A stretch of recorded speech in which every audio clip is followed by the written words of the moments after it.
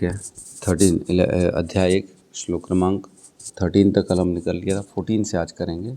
तो सबसे पहले मंगलाचरण स्टार्ट करते हैं। ओम अज्ञानतिमिरन्धस्य ज्ञानाञ्जनशलाकया चक्षुरुन्मीलितं येन तस्मै श्रीगुरुवे नमः। नमो विष्णुपादाय कृष्णपृष्ठाय भूतले श्रीमते भक्तिवेदान्तस्वामीति नामिने। नमस्ते सरस्वते देवे गौरवाणी प्रचारिणे निर्विशेषशून्यवादी पाश्चात्यदेशतारिणे। जय श्री कृष्ण चैतन्य प्रभु नित्यानंद श्री अद्वैत गदाधर शिवासादि गौर भक्तवृंद। हरे कृष्णा कृष्णा कृष्णा हरे हरे, हरे राम राम राम हरे हरे। हरे कृष्णा। तो कल तक हमने 13 तक कर लिया था, आज 14। तो मैंने आपको जब शुरुआत में इसका डिटेल में बताया था अध्याय का, तो मैंने आपको बताया था 1 से जो 13 तक श्लोक हैं, ये खाली जो है ना लड़ाई की प्रिपरेशन ऑफ वॉर है, तैयारी है, युद्ध की तैयारी। फिर 14 से लेके 20 तक जो है ना, ये है साइंस ऑफ विक्ट्री, जो है जीत के चिन्ह, जो हमारे को संजय बता रहे हैं। संजय तो एक्चुअल में उसको धृतराष्ट्र को बता रहे हैं, लेकिन ये लिखा गया है वेद व्यास जी के द्वारा, गीता का, गीतोपनिषद जिसको कहते हैं। इसमें ये 14 से 20 जो है ना साइंस ऑफ विक्ट्री, जीत के चिन्ह हैं। और 21 से 27 आएंगे कि कृष्ण जो है एज अ भक्त वात्सल्य जो है, और वो अपनी जो है ना डाउट्स करते हैं, अपने डाउट इसके बाद करते हैं। 28 से 46 जो है ना वो डाउट करते हैं भगवान के साथ कि मेरे को ये संशय है। तो 14 से हम प्रवेश करते हैं। 14 अब यहाँ पे ना हमारे को हर श्लोक में साइन देखना है कि विक्ट्री का साइन कैसे, पांडव लोग जीत कैसे रहे हैं। इसमें क्लियर हमारे को जो है ना शुरू में ही, पहले अध्याय में ही जो है ना वेद व्यास जी सिम्टम्स बता देते हैं कि किसकी जीत कैसे कैसे संभव है। ठीक है। तो श्लोक क्रमांक 14। ततः श्वेतो है युक्ते महती सयान्दे स्थितो माधव पांडव चैव दिव्यो शंख प्रदम्युत। दूसरी ओर से श्वेत घोड़े द्वारा खींचे जाने वाले विशाल रथ पर आसीन कृष्ण तथा अर्जुन अपने अपने दिव्य शंख बजाए। तो यहाँ पे जो है ना एक्चुअल में माधव बताया गया है। माधव पांडवश एव च, है ना। यहाँ पे माधव जो है ना, आप देखेंगे ऊपर अर्थ में माधव मतलब कृष्ण लक्ष्मीपति बताया गया यहाँ पे। तो लक्ष्मी के पति हैं यहाँ पे। तो यहाँ पे जो साइन ऑफ विक्ट्री है, हमने देखा पिछले श्लोक में जो बताया गया था, शंख बजाए इसने, किसने? आपके भीष्म ने शंख बजाए। भीष्म ने जो शंख बजाया, उन्होंने अपना सिंह की गर्जना जैसा शंख बजाया, जिससे कि दुर्योधन को प्रसन्नता हुई। हमने याद है ना कौन से श्लोक में पढ़ा था?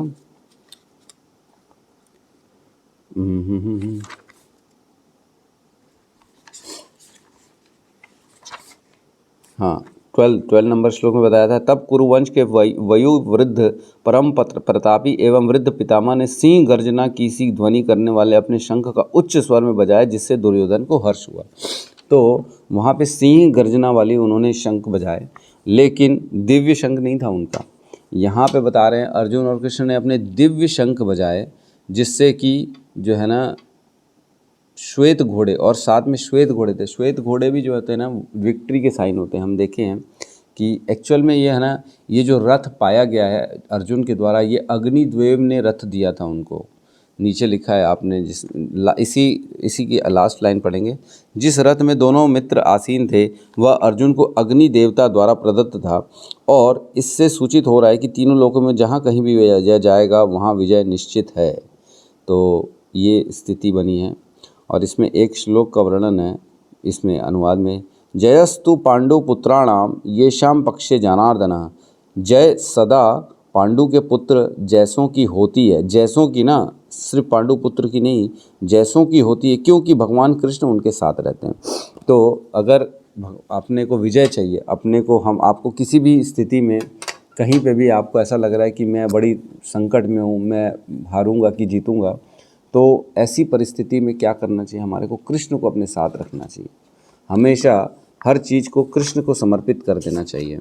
तो इसी अध्याय इस गीता के लास्ट अध्याय का लास्ट श्लोक जो है 18वें अध्याय का 78 नंबर श्लोक, इसको एक बार खोल के पढ़ेंगे। यहाँ लिखा है, यत्र योगेश्वर कृष्णो यत्र पार्थो धनुर्धर तत्र श्री विजयो भूर्ति ध्रुवा नीतिर्मति मम। ठीक है। ध्रुव नीति मति ममः, मतलब जहाँ योगेश्वर कृष्ण है और जहाँ परम धनुर्धर अर्जुन है, वहीं ऐश्वर्य, विजय, अलौकिक शक्ति तथा नीति भी निश्चित रूप से रहती, ऐसा मेरा मत है। ये संजय कहते हैं लास्ट में पूरी गीता सुनने के बाद। मतलब जहाँ कृष्ण रहेंगे और जहाँ अर्जुन रहेंगे, अर्जुन का मतलब ये हो गया कोई भी भक्त जो भगवान के को फुल तरह से अपना समय दे रहा है, अपने हृदय में बिठा रहा है, हर जगह भगवान के लिए काम कर रहा है, वो भक्त अगर कहीं पे भी अपने भगवान के साथ जाता है और अपनी जो भी सेवा करता है, भगवान को अर्पण करता है, उसको विजय मिलेगी, उसको ऐश्वर्य मिलेगा, उसी को शक्ति मिलेगी और उसी के जो है ना फेवर में नीतियाँ रहेंगी। ऐसी स्थिति बताई गई है। तो यहाँ पे बताया गया कि दिव्य शंख बनाया किसने? माधव थे वहाँ पे। लक्ष्मीपति ऑब्वियसली जहाँ पे लक्ष्मीपति रहेंगे वहाँ लक्ष्मी कैसे नहीं रहेगी? तो किसकी जीत होगी? लक्ष्मीपति की जीत होगी। और जो रथ था वो अग्नि का रथ था, इसलिए ये तीनों साइन ऑफ विक्ट्री दिख रहे हैं यहाँ पे। ठीक है, नेक्स्ट श्लोक में पढ़ते हैं 15 नंबर।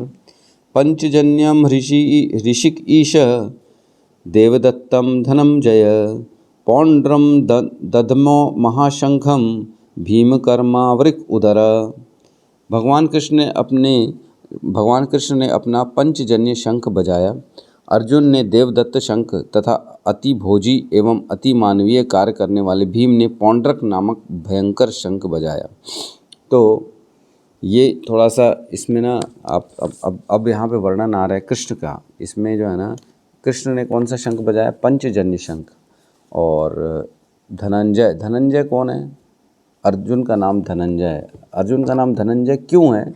क्योंकि जब युधिष्ठिर महाराज यज्ञ कर रहे थे, राजसूय यज्ञ, और जो है ना अश्वमेध यज्ञ भी किया। अश्वमेध यज्ञ तो मेरे ख्याल से बाद में किया था, लेकिन राजसूय यज्ञ पहले किया था। तो राजसूय यज्ञ जब किया था उन्होंने, तब धन की जो आवश्यकता थी, तो वो फिर अर्जुन गए थे जगह जगह और धन की आवश्यकता, धन का जो है ना उन्होंने मतलब अरेंजमेंट किया था सारी धन का।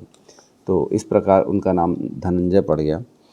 फिर आगे जो है ना इस श्लोक के अनुवाद में देखेंगे, तात्पर्य में भगवान के क्या क्या गए। इस श्लोक का मतलब इम्पॉर्टेंट है तात्पर्य। इस श्लोक में भगवान कृष्ण को ऋषिकेश कहा गया है क्योंकि वे ही समस्त इंद्रियों के स्वामी हैं। तो ऋषिकेश का अर्थ बताया गया। ऋषिकेश मतलब ऋषिकेश वैसे एक जगह का भी नाम है, लेकिन यहाँ पे वो वर्णन नहीं हुई है। ऋषिकेश मतलब इंद्रियों के स्वामी। जो इंद्रियां होती हैं ना हमारी, सेंसेस, आँख, नाक, पांच सेंस होती हैं हमारी, जिससे हम कुछ भी चीज़ समझते हैं हमारे जीवन भर में। आँख, नाक, कान, मुख और स्किन, त्वचा, ये 5 चीज़ों से ही हमारे को पूरी की पूरी डाटा अंदर होते हैं हमारे जीवन में, क्या देख रहे हैं, क्या समझ रहे हैं। और ये जो है ना, जैसे कंप्यूटर के जो है ना इनपुट की क्या होती है, कीपैड, माउस और जो है स्कैन, ये 3 चीज़ों से कंप्यूटर में इनपुट होता है डाटा। हमारे शरीर में इनपुट कैसे होता है? ये 5 चीज़ों से इनपुट होता है कोई भी डाटा। कोई भी चीज़ अगर हमारे को एनालाइज करनी है, समझनी है, उसको जानना है, सही है, गलत है, अच्छा है, बुरा है, तो उसको ये 5 चीज़ों के द्वारा हम जान सकते हैं। स्किन और आँख, नाक, कान, मुख। तो ऋषिकेश, ये इंद्रियां जो है ना, इंद्रियों के स्वामी भगवान हैं। तो हम भक्ति रसामृत सिंधु में एक बार चर्चा कर रहे थे, उसमें भी आया है, क्या कहते हैं, सर्वोपाधि विनिर्मुक्तम तत्परेन निर्मलम तत्परत्वेन निर्मलम ऋषिकेश सेवनम भक्ति रुच्यते। तो भक्ति किसको कहते हैं?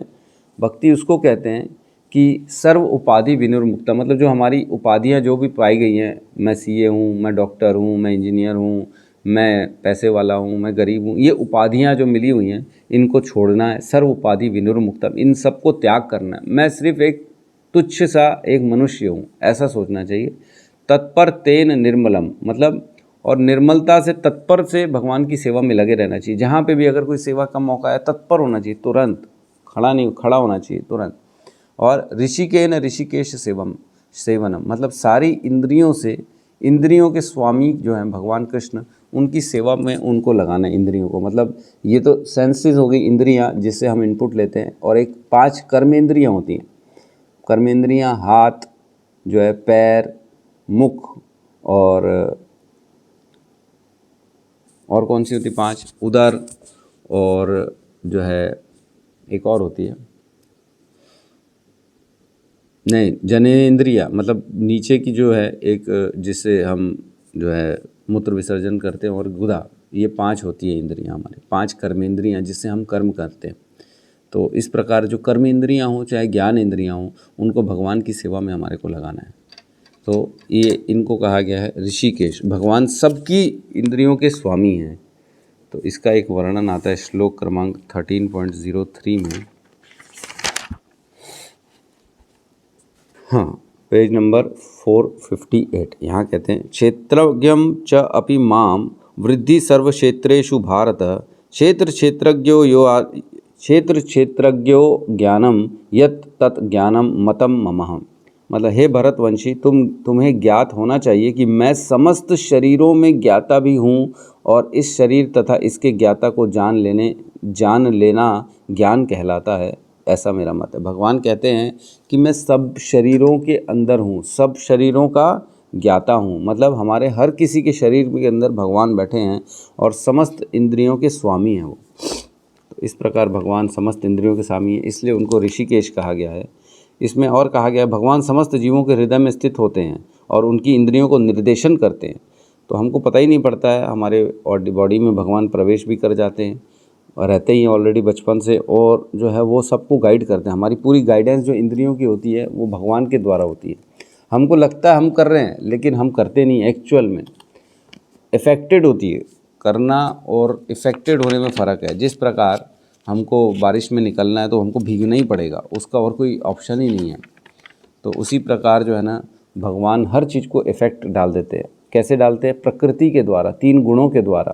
3 गुणों के द्वारा हर चीज़ प्रकृति के 3 गुणों के अंदर हो रही है। मतलब, और इसी में कहते हैं 3.27 में, प्रकृति क्रियमाणानि गुणे कर्माणि सर्वशः अहंकार विमूढ़ आत्मा कर्ता अहमिति मन्यते। मतलब हर चीज़ हो रही है प्रकृति के इफेक्ट डाल के, लेकिन अहंकारवश आदमी को क्या लगता है कि करने वाला मैं हूँ। अहंकारवश विमूढ़ आत्मा कर्ता अहमिति मन्यते, उसको लगता है कि कर्ता मैं हूँ, बेवकूफ़ आदमी। तो करने वाले सब जो है ना, प्रकृति के द्वारा कराया जाता है, इफेक्टेड होता है। एक्चुअल में हमारी एक होती है जो हमारी इच्छा शक्ति में कोई इफेक्ट, कोई भी उसमें जो है ना, सिर्फ हमारा ही डिसीजन काम आता है, इच्छा शक्ति। लेकिन इच्छा जो होती है ना, वो इफेक्ट हो जाती है प्रकृति के गुणों के द्वारा। इसलिए आदमी समझ नहीं पाता कि मैंने जो डिसीजन लिया वो मैंने लिया। कई बार होता है हम क्रोध में ऊट पटांग बोल देते किसी को। क्यों बोल दिया अपन ने क्रोध में किसी को ऊट पटांग? बाद में पछताते, अरे यार मैंने ऐसा क्यों किया। तो क्यों किया आपने ऐसा? आपने तो, आप तो ऐसे थे नहीं, लेकिन फिर भी आपने ऐसा कर लिया। क्यों किया? क्योंकि आपको प्रकृति के द्वारा करवाया गया। आप प्रकृति के चुंगल में फंस गए, आपको क्रोध दिलाया गया प्रकृति के द्वारा, और फिर आपने क्रोध में आकर फिर डिसीजन गलत ले लिया। लेकिन यही अगर सोच विचार करके ठंडे दिमाग से आप अगर बैठते तो शायद ऐसा डिसीजन नहीं लेते। तो दोनों में फ़र्क क्या आ गया? प्रकृति ने आपको क्रोध दिलवा दिया और आपको जो है फिर डिसीजन आपने गलत ले लिया। ठीक है। इसके तात्पर्य में भगवान के अलग अलग नाम लिखे गए हैं, जिनका मीनिंग बताया गया है। इसमें कहा गया है कि भगवान विविध कार्यों के अनुसार उनके भिन्न भिन्न नाम हैं। भगवान ने जो जो किया उनके हिसाब से उनका नाम पड़ गया। उदाहरणार्थ इनका एक नाम मधुसूदन है, क्योंकि उन्होंने मधु नामक असुर को मारा था। वे गौवों तथा इंद्रियों को आनंद देने के कारण गोविंद कहलाते हैं। गोविंद जो है ना, गो मतलब इंद्रियां, और इंद्रियों के स्वामी मतलब गोविंद, और गो मतलब गाय, और गायों के रक्षक जो है ना, गोविंद। तो इस प्रकार भगवान का नाम गोविंद है। और वसुदेव के पुत्र होने के कारण इनका नाम वासुदेव है। देवकी को माता रूप में स्वीकार करने के कारण इनका नाम देवकी नंदन है। वृंदावन में यशोदा के साथ बाल लीलाएं करने के कारण ये यशोदा नंदन है, और अपने मित्र अर्जुन के सारथी बनने के कारण पार्थ सारथी हैं। इस प्रकार उनका नाम ऋषिकेश है, क्योंकि उन्होंने कुरुक्षेत्र के युद्ध स्थल में अर्जुन को निर्देश दिया। अर्जुन की एक्चुअल में सारी इंद्रियां जो थी, कर्म इंद्रियां हों चाहे ज्ञान इंद्रियां हों, ये भगवान के निर्देशन में चल रही थी युद्ध स्थल में, इसलिए उनको ऋषिकेश कहा गया। तो हमको ना भगवान को एक्चुअल में सारी हमारी इंद्रियां जो है ना, भगवान को अर्पित करके ही कर्म करने चाहिए। तो एक कथा आती है, कथा इन द सेंस एक स्टोरी छोटी सी। एक साधु गए सेठ जी के पास। साधु गए सेठ जी के पास, बोलते हैं वाह सेठ जी, आपसे मिलके बहुत प्रसन्नता हुई, कैसे कमाया आपने इतना पैसा, कहाँ से आया, आपने करते क्या हो आप? तो बोले साधु जी हम तो कुछ नहीं करते, हमारे ठाकुर जी हैं वो दिलवा देते, हम स्वीकार कर लेते हैं। अच्छा, तो बोले कितनी अच्छी गाड़ी है आपकी, गाड़ी कहाँ से आई, गाड़ी किसकी है? तो बोले ये मेरी नहीं है प्रभु जी, ये ठाकुर जी की है, ठाकुर जी ने दिलाया मेरे को। अरे साधु जी खुश हो गए, प्रसन्न हो गए। फिर बोले बच्चे तो आपके बड़े संस्कारी हैं, ये कैसे, आपने बड़ी अच्छी परवरिश की है इसकी। तो सेठ जी बोले मैंने कुछ नहीं किया, ये ठाकुर जी बैठे हैं ना हमारे घर में, सब ये करते, हम तो कुछ करते नहीं। तो फिर बोले अरे वाह। तो इस प्रकार जो है ना साधु उनसे बड़े प्रसन्न हुए। तो सेठ जी को बोले आपने बहुत अच्छा काम किया है, आप जो है ना, आपका कुछ भी नहीं है, तो एक काम करो जो है ना, मतलब ये सब जो आपने प्राप्त किया सब आपने अपने बल पे किया है। बोले नहीं नहीं, सब ठाकुर जी का है, मेरा कुछ नहीं है। फिर फाइनली में बोलते हैं कि लेकिन ठाकुर जी मेरे हैं। तो इस प्रकार ठाकुर जी जहाँ रहेंगे वहाँ सब कुछ आ जाएगा। अगर हमने प्रधानमंत्री से दोस्ती कर ली तो सारे उसके नीचे जितने भी लोग हैं वो ऑटोमेटिक हमारे पास आ जाएंगे। अगर हमने किसी भी बड़े आदमी से दोस्ती कर ली, एक बार एक राजा के पास क्या हुआ, राजा का बर्थडे था। तो राजा के बर्थडे में राजा ने बोला कि जो भी मेरे पास आएगा मैं उसको जो मांगेगा दे दूंगा, मेरी बर्थडे विश करेगा और मैं उसको, आज जन्मदिन है, जो आओ मंगो मेरे से, मैं ले जाओ। तो पूरी लाइन लग गई गांव की, गांव वाले लाइन में खड़े हुए थे। किसी ने मांगी चावल, किसी ने गेहूं, किसी ने घोड़ा, किसी ने हाथी, किसी ने गाय, किसी ने ज़मीन, किसी ने बैल। लेकिन एक लड़का खड़ा था, वो कुछ मांग नहीं रहा था। सुबह से शाम हो गई, खड़ा खड़ा खड़ा खड़ा खड़ा, कुछ नहीं मांगा। तो राजा ने पूछा क्या चाहिए तेरे को, इतना समय से खड़ा है, सब मांग के जा रहे हैं, तू कुछ नहीं मांग रहा? बोले राजा जी मैं जो मांगूंगा आप वो दे पाओगे मेरे को? बोले तुम मांग के तो देखो, हम राजा हैं, हमारे पास सब कुछ है, हम दे देंगे तुम्हारे को। तो उसने मांगा, बोले राजा जी मैं आपसे दोस्ती चाहता हूँ आपकी। तो राजा थोड़े से इधर उधर देखे, बोले ठीक है, तुम्हारे साथ हम दोस्ती भी कर लिए, आज तुम्हारे साथ नई शुरुआत करेंगे दोस्ती की। तो फिर बोले ठीक है, अब अपन दोस्त हो गए तो आप मेरे घर आएंगे खाना खाने, दोस्त के घर खाना खाने आता है। बोले हाँ ठीक है, ज़रूर आएंगे। तो मंत्री जी ने बोला अरे राजा क्या कर रहे हो, ये गरीब फटीचर आदमी है, इसके घर जाओगे आप, इसके यहाँ तो कुछ है ही नहीं, इसका घर टुकड़ा जो है, घर तो ऐसी है, ऐसे ही रहता है, झोपड़ी में रहता है। तो बोले कोई बात नहीं, तुम एक काम करो मंत्री को, तुम इसको महल बनवा दो। बोले ठीक है। फिर बोले उनके घर जाओगे तो उनके घर तो कोई आने जाने का साधन ही नहीं है, उनके घर के कपड़े नहीं हैं, उनके घर में बर्तन नहीं है, उनके घर में कोई जो है दास दासी नहीं है। तो इस प्रकार राजा ने आदेश दिया अपने मंत्री को कि जो जो होना चाहिए राजा के लिए जाने के लिए वो सब चीज़ की इनके घर में व्यवस्था कर दो। तो उसने क्या किया, खाली मित्रता मांग के सब कुछ मिल गया उसको। उसने सिर्फ मित्रता मांगी और उसको सारी चीज़ें मिल गई राजा के द्वारा। तो इसी प्रकार हमको सिर्फ कृष्ण को मांगना है। कृष्ण जहाँ रहेंगे वहाँ पे धन भी रहेगा, श्री, विजय, नीति, शक्ति, ये सारी चीज़ें कृष्ण के साथ ऑटोमेटिक आ जाती। ठीक है। तो यहाँ पे इसमें क्या बताया गया, इसमें साइन ऑफ विक्ट्री क्या है, पंचजन्य शंख भगवान का जो है वो बड़ा जो है ना, एक्चुअल में भगवान ने एक असुर को मारा था समंदर के नीचे, उसके वो उस शंख के अंदर रहता था पंचजन्य, उससे फिर शंख मिला भगवान को। भगवान पंचजन्य हैं उसके बाद शंख। और अर्जुन ने देवदत्त और अति भोजी एवं अति मानवीय कार्य करने वाले भीम ने पौंड्रक नामक भयंकर शंख बजाया। तो भीम के बड़े बड़े काम हैं, भीम के हम अब वर्णन में नहीं जाते, समय हो जाएगा। ठीक है। इसके बाद के श्लोक हैं 13, 16, 17, 18। यहाँ पे कहते हैं अनंत विजयम राजा कुंती पुत्र युधिष्ठिर नकुल सहदेव च सघोष मणि पुष्पको काश्य च परम ईशुआस शिखंडी च महारथ दृष्टद्युम विराटश्च सत्यकी च अपराजितः द्रुपद द्रौपदेय च सर्वशः पृथ्वीपते सौभद्र च महाबाहो शंखान दुग्धम पृथक पृथक। हे राजन, हे कुंती पुत्र, राजा युधिष्ठिर ने अपने अनंत विजयी नामक शंख बजाया तथा नकुल और सहदेव ने सुघोष एवं मणि पुष्पक शंख बजाए। महान धनुर्धर काशीराज, परम योद्धा शिखंडी, धृष्टद्युम्न, विराट, अजय, सत्याकी, द्रुपद, द्रौपदी के पुत्र तथा सुभद्रा के महाबाहु पुत्र आदि सबों ने अपने अपने शंख बजाए। तो इस प्रकार हम देखते हैं सब ने शंख बजाए, लेकिन हमने इसमें देखा कि जो कौरवों की तरफ से सिर्फ शंख किसने, भीष्म ने बजाए थे। भीष्म का ही शंख जो है ना वो सिंह गर्जना वाला था। बाकी इन सब के जो है ना अलग अलग शंखों के नाम आ रहे हैं, सबके अपने अपने डिवाइस हैं हॉर्न देने के।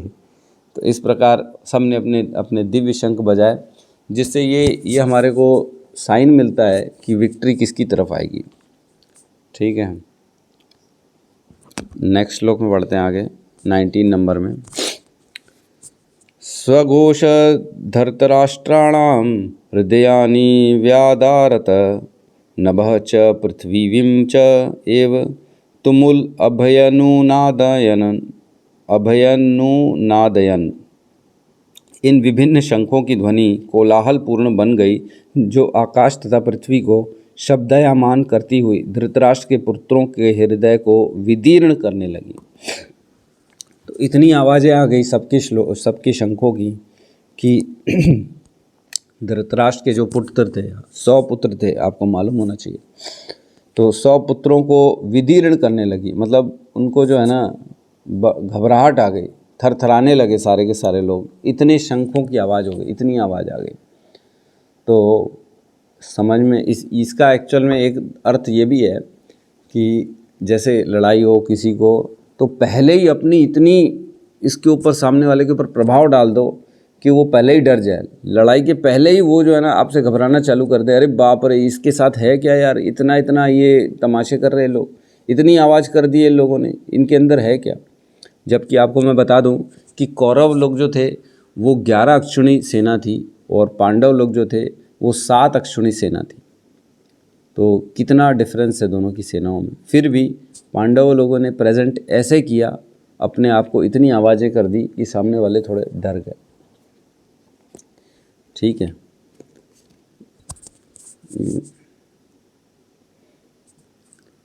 नेक्स्ट श्लोक ले लेते हैं 20 नंबर। ठीक है, अथ व्यवस्थितानां दृष्ट्वा धृतराष्ट्राणां कपिध्वज प्रवृत्ते शास्त्र संपाते धनु उद्यम पांडवः ऋषिकेशं तदा वाक्यम इदम आह महीपते। उस समय हनुमान से अंकित ध्वजा लगे रथ पर आसीन पांडुपुत्र अर्जुन अपना धनुष उठाकर तीर चलाने के लिए उद्यत हुआ। हे राजन, धृतराष्ट्र के पुत्रों को व्यूह में खड़ा देखकर अर्जुन ने श्री कृष्ण से ये वचन कहे। तो अब देखिए यहाँ पे जो है ना, अब आपको थोड़ा सा डाउट होगा कि ये तो महाभारत चल रही है, यहाँ पे हनुमान जी कहाँ से आ गए। हनुमान जी का जो है ना ध्वजा था कपि ध्वजा, मतलब जिसके ऐसा ध्वजा था हनुमान जिसमें विराजमान थे। किसके रथ में थे, ये अर्जुन के रथ में थे। तो एक जो है ना एक्चुअल में कथा आती है महाभारत में, एक कुछ कथाएं ऐसी हैं जो महाभारत में नहीं है, हिडन स्टोरीज ऑफ महाभारत में। उसमें आता है कि अर्जुन जो है ना एक बार वहाँ गए थे रामेश्वरम में। वो जब देख रहे थे समंदर को, तो उन्होंने देखा कि कैसे समंदर में ना इन लोगों ने पत्थर से पूरी जो है ना पुल बनाया। उनके अंदर विचार हो रहा था कि ये क्या काम किया इन्होंने, इतने छोटे से काम के लिए इतना समय लगा दिया, भगवान राम की सेवा करने नहीं आई इन लोगों को। तो वहीं पे एक वानर बैठा था, वानर तो नहीं थे, हनुमान जी बैठे थे। तब हनुमान जी ने बात की, बोले क्या देख रहे हो। तो बोले मैं देख रहा हूँ कि कैसे जो है ना आप लोगों ने पत्थर इतना समय लगा दिया इधर से उधर से इकट्ठे करने में। मैं होता ना तो मैं तो एक तीर लगा के पूरा पुल बना देता और फटाफट उधर पे भेज देता पूरी सेना को, इतना समय वेस्ट नहीं करता मैं। तो हनुमान जी बोले कि अच्छा, इतनी जो है तुम्हारे अंदर शक्ति है। बोले हाँ, मेरे अंदर बहुत शक्ति है। बोले बना के दिखाओ। तो बोले आप मेरे को चैलेंज कर रहे हो। बोले हाँ बनाओ। तो फिर जो है ना चैलेंज किया, तो फिर अर्जुन ने बना दिया, एक तीर छोड़ा और एक पुल बना दिया फटाफट वहाँ पे। अर्जुन फिर देखे, बोले देखा मैंने बना दिया। फिर गए वो हनुमान जी और उस पर 1-2 जंप मारा, जय श्री राम बोल के जंप मारा, तो वो तुरंत टूट गया। तो देखा, बोले हनुमान जी बोले देखा, इसीलिए हमने तुम्हारे जैसे जो है ना तीर वाले को नहीं बोला, हमने अपनी मेहनत से पूरा जो है ना अपना ये पुल बनाया, पत्थर इकट्ठे कर करके। तो अर्जुन को बड़ा दुख हुआ, बोले ये क्या हो गया, मैं बड़ा गांडीवधारी हूँ और मैंने पुल बनाया और इन्होंने एक बार में तोड़ दिया। बहुत तकलीफ़ हुई। फिर उन्होंने क्या किया, कृष्ण को याद किया। बोले हे कृष्ण, क्या किया आपने अपने भक्त के साथ, मैंने जो है ना मतलब मेरी जो है ये पुल तोड़ दिया उन्होंने फिर एक और बार बोले मैं एक और बार ट्राई मारता हूँ। बोले हनुमान जी बोले ठीक है मारो। तब उन्होंने कृष्ण को याद किया, हे कृष्ण अब अपने भक्त की रक्षा करना, बेइज्जती मत होने देना। तब फिर उन्होंने एक बार पुल एक और बना दिया, फिर बना लिया। फिर हनुमान जी गए, बोले अब तो फिर तोड़ के दिखाता हूँ इसके पुल को। फिर जब गए जय श्री राम बोल के कूदने लगे तो टूटा ही नहीं पुल। तो जब देखे नीचे हनुमान जी क्यों नहीं टूट रहा पुल, तो उनको दिव्य दृष्टि से दिखाई दिया कि जो पुल के नीचे है ना वो कृष्ण खड़े हुए हैं, दोनों बाहें फैला के और उस पुल को अपने कंधों में लिए हुए। तब उतर के तुरंत भगवान को उन्होंने दंडवत प्रणाम किया हनुमान जी ने, और तब बोला कि प्रभु जी आप, तो बोले हाँ। तो बोले पहले क्यों नहीं थे आप, पहली बार में, दूसरी बार में क्यों आ गए आप? तो बोले पहले इसलिए नहीं था क्योंकि उसको अपने ऊपर ओवर कॉन्फिडेंस था, मैं करूँगा, मैं बनाऊँगा, मेरे अंदर ये जो है ना क्वालिटी है पुल बनाने की, तुम लोगों में नहीं है। जब मैं का भाव आ जाता है ना तो भगवान हट जाते हैं वहाँ से। लेकिन जब दूसरी बार उन्होंने बनाया तब मैं का भाव नहीं था, तब शरणागति का भाव था। तब भाव था कि हे कृष्ण मेरी रक्षा करो, मेरी इज्जत अब तुम्हारे हाथ में। तब भगवान फिर आए। तो ऐसा बताया जाता है कि सारे कार्य जो है ना हमारे को भगवान को अर्पण करके करने चाहिए, क्योंकि हमारे अंदर वो कैपेसिटी नहीं है कि हम वो कर सकें। तब फिर हनुमान जी जो है ना और अर्जुन का मिलाप हुआ। तब कृष्ण ने हनुमान जी को बोला ठीक है, जब हमारे को ज़रूरत होगी तब आप आइएगा। तब फिर हनुमान आए इनके यहाँ पे वो युद्ध में। तो यहाँ पे जो साइन है हनुमान जी का ध्वज है, जहाँ हनुमान है, हनुमान तो स्वयं राम जी के साथ थे। तब जाके जो है ना रावण पे विजय इन लोगों ने करके आई थी, मतलब विजय तो थी क्योंकि राम जी साथ में रहते हैं हमेशा हनुमान के। तो जब राम और हनुमान हैं, स्वयं कृष्ण भी हैं, अर्जुन भी हैं, अग्नि का रथ है और सारी चीज़ें फेवर में हैं, तो इनकी विक्ट्री श्योर शॉट है। ठीक है। तो यहाँ पे एक्चुअल में एक और चीज़ मैं बताना चाहूँगा कि जो संजय था ना, हमने पढ़ा था कि संजय सबके हृदय की बात जानता था, इसलिए यहाँ सबके हृदय की बात बता रहा है। पिछले श्लोक में संजय जो है ना बता रहे धृतराष्ट्र के पुत्रों को हृदय में विदीर्ण करने लगे, तो हृदय की भी बात बता रहे संजय ऐसा नहीं कि सिर्फ देख रहा है और बता रहा है, ऐसा नहीं है, वो उसको सबकी सोच भी पता पड़ रही है संजय की कि क्या सोच रहे हैं लोग। तो उसने सब बच्चों के, धृतराष्ट्र के पुत्रों के हृदय की बात भी जानी कि वो थर्रा रहे, काँप रहे हैं।